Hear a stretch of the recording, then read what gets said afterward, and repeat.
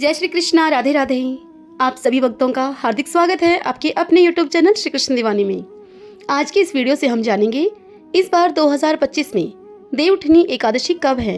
देवउठनी एकादशी की पूजा का शुभ मुहूर्त, पारण का समय, एकादशी व्रत का महत्व और इस एकादशी की विशेष पूजा विधि के विषय में। प्रबोधनी एकादशी, जिसे कि देवउठनी एकादशी भी कहा जाता है, भगवान विष्णु के 4 माह के शयन के बाद उनके यह जागने का पर्व है। यह अपने भीतर के देवत्व को जगाने का भी समय है। इस दिन भगत भगवान विष्णु को जगाने के लिए स्तोत्र पाठ, भजन और वाद्य यंत्रों के साथ उनकी पूजा करते हैं। यह पर्व अकर्मण्यता को त्याग कर कर्म के प्रति जागरूक होने का संदेश देता है। इस व्रत को निष्ठा पूर्वक करने से पापों का नाश होता है, पुण्य बढ़ते हैं और मोक्ष के सहित सभी मनोकामनाएं पूर्ण होती हैं। इस बार 2025 में देवउठनी एकादशी का यह व्रत 2 नवंबर दिन रविवार को मनाया जाएगा।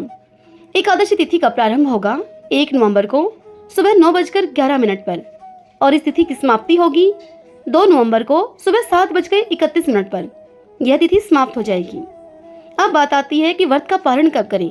तो देखिए, 2 नवंबर को व्रत रखेंगे तो इस व्रत का पारण हम 3 नवंबर को करेंगे। 3 नवंबर सोमवार के दिन सुबह 6:34 से सुबह 10:14 के बीच में आप इस व्रत का पारण कर सकते हैं। इस दिन पूजा का शुभ मुहूर्त रहेगा। उदय तिथि के आधार पर एकादशी का यह व्रत हम 2 नवंबर दिन रविवार को करेंगे, क्योंकि एकादशी का व्रत द्वादशी तिथि से लगता हुआ करना चाहिए। वह अत्यंत पुण्यकारी होता है और यदि दशमी के साथ लगती हुई एकादशी का व्रत करते हैं तो वह नरक को ले जाने वाला होता है। यह शास्त्रों का मत है। दिन सोमवार रहेगा। सुबह 6:34 से सुबह 10:14 के बीच में हम इस व्रत का पारण करेंगे। 2 नवंबर को पूजा का शुभ समय रहेगा।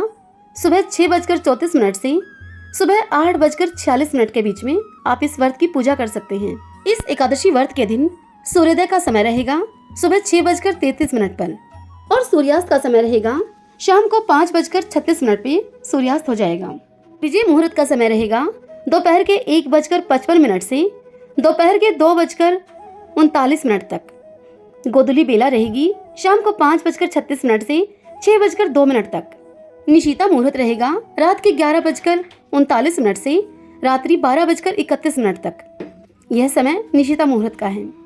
इस बार देवउठनी एकादशी पर रवि योग भी बन रहा है, लेकिन भद्रा का साया भी रहेगा। चातुर्मास 1 नवंबर को समाप्त होगा और शुभ कार्यों की शुरुआत हो जाएगी। हालांकि विवाह जैसे शुभ कार्यों के लिए 18 नवंबर से मुहूर्त शुरू होंगे, क्योंकि 3 नवंबर से शुक्र ग्रह अस्त हो रहे हैं। पूरे दिन पंचक रहेगा। इस व्रत को कार्तिक मास का सर्वश्रेष्ठ व्रत कहा जाता है। कार्तिक शुक्ल पक्ष की एकादशी तिथि को प्रबोधनी अथवा देवउठनी एकादशी कहा जाता है। इसका संबंध भगवान विष्णु के जागने से है। पुराणों में प्रसिद्ध है कि भगवान विष्णु आषाढ़ शुक्ल पक्ष की एकादशी तिथि को शयन करते हैं और फिर 4 महीने के बाद शयन करने के बाद प्रबोधनी एकादशी के दिन जागते हैं। यद्यपि भगवान विष्णु का सोना जागना नहीं होता, फिर भी भक्तों की भावना के अनुसार विष्णु रूपी सूर्य वर्षा काल में बादलों से ढक जाते हैं और जब तक मेघों से यह मुक्त नहीं होते हैं तब तक 4 महीनों का समय भगवान का शयन काल माना जाता है। इसी को चातुर्मास व्रत भी कहा जाता है। यह एक प्रकार से अपने भीतर के देवत्व को जगाने का भी समय है। प्रबोधनी एकादशी में श्रद्धा भक्ति पूर्वक व्रत करते हुए रात्रि काल में भगवान विष्णु को शयन से जगाने के लिए विष्णु सहस्रनाम पाठ, विष्णु चालीसा, भगवान की कथाएं, पुराण आदि का गायन, भजन, शंख, ढोल, नगाड़ा, मृदंग, वीणा तथा अनेक वाद्यों को बजाते हुए किया जाता है। एकादशी के पर्व पर भगवान को इस प्रकार यह कहकर जगाएं। उन्हें कहें, हे जगत के स्वामी, निद्रा को त्याग दीजिए और जाग जाइए। यदि आप सोते रहे तो यह जगत भी सोता रहेगा। इस प्रकार यह पर्व भगवान के जागरण के साथ साथ पूरे जगत के जागरण का पर्व है। इसमें जगत को भगवान संदेश देते हैं कि अकर्मण्यता की रात्रि अब बीत चुकी है और कर्म के सूर्य का उदय होना है। हमें अपने अपने कर्तव्यों के प्रति भी जागृत होना होगा। एकादशी की रात्रि में यथा सामर्थ्य जागरण करना चाहिए। आलस्य को त्याग कर उत्साहित होकर यथा उपचार, पूजन, प्रदक्षिणा, प्रार्थना, पुष्पांजलि, आरती आदि करनी चाहिए। विष्णु सहस्रनाम स्तोत्र का पाठ, भगवत गीता का पाठ, भगवान के अष्टाक्षर तथा 12 अक्षर मंत्र का जप करना चाहिए। इस दिन बार बार जलपान, अधिक मात्रा में फलाहार, अपवित्रता, असत्य भाषण, अमूल भक्षण, दिन में शयन अथवा मथुन आदि कर्मों से दूर रहना चाहिए। कुछ लोग भगवान के जागने के बाद तुलसी विवाह भी करते हैं। क्या आप जानते हैं प्रबोधिनी एकादशी व्रत को करने का अधिकारी कौन है?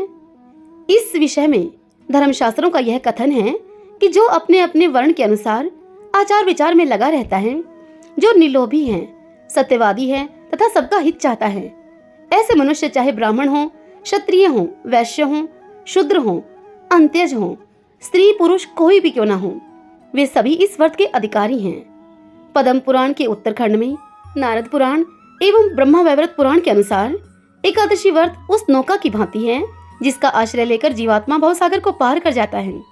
महाभारत के कथन के अनुसार कलिकाल में प्राण अन्न में निवास करते हैं, अतः निष्ठापूर्वक अन्य व्रत को करना अत्यंत ही कठिन होने से अल्प कष्टकर किंतु अधिक फल देने वाला प्रबोधिनी एकादशी का व्रत है। क्योंकि पुराणों का सार है कि प्रबोधिनी एकादशी को अन्न का त्याग संभव न हो तो केवल चावल का त्याग कर देना चाहिए। कार्तिक मास का यह व्रत सर्वश्रेष्ठ है। श्रीमद् भागवत पुराण के 10वें स्कंद के 28वें अध्याय में यह वर्णन मिलता है कि नंद बाबा ने प्रबोधिनी एकादशी को निराहार रहकर इस उपवास को किया था। जो भी इस व्रत का पालन करते हैं उन्हें यह व्रत मोक्ष प्रदान करता है। पद्म पुराण के उत्तरखंड में धर्मराज युधिष्ठिर ने भगवान श्री कृष्ण से प्रबोधिनी एकादशी के महत्व के विषय में पूछा। तब उन्होंने बताया कि ब्रह्मा जी ने नारद को इसकी महिमा बताते हुए कहा है कि प्रबोधिनी का महात्म्य पाप रोग का नाश, पुण्य की वृद्धि और उत्तम बुद्धि वाले पुरुषों को मोक्ष देने वाला है। समुद्र से लेकर सरोवर तक जितने भी तीर्थ हैं अपनी महिमा की गर्जना तभी तक करते हैं जब तक कि कार्तिक मास में भगवान विष्णु की प्रबोधिनी तिथि नहीं आ जाती। एकमात्र प्रबोधिनी का उपवास कर लेने से मनुष्य 1000 अश्वमेध यज्ञ और 100 राष्ट्र यज्ञ का फल पा लेता है। अत्यंत दुर्लभ वस्तु की कामना करके यदि कोई निष्ठा पूर्वक इस देवउठनी एकादशी व्रत का पालन करता है तो वह वस्तु उसे अवश्य ही प्राप्त हो जाती है।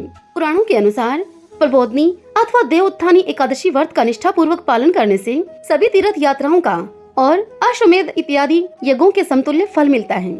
जो नियम पूर्वक रात्रि जागरण करते हुए इस एकादशी व्रत का पालन करते हैं वे मोक्ष रूपी परम पुरुषार्थ को अधिगत कर लेते हैं, अर्थात वे अपने अधिकार में कर लेते हैं। मोक्ष उनकी मुट्ठी में ही आ जाता है। उनका यह जीवन सुख समृद्धि पुत्र पौत्र आदि से संपन्न हो जाता है तथा जीवन की समाप्ति पर उत्तम लोक अथवा चारों मुक्तियों में कोई एक मुक्ति पर अधिकार भी हो जाता है।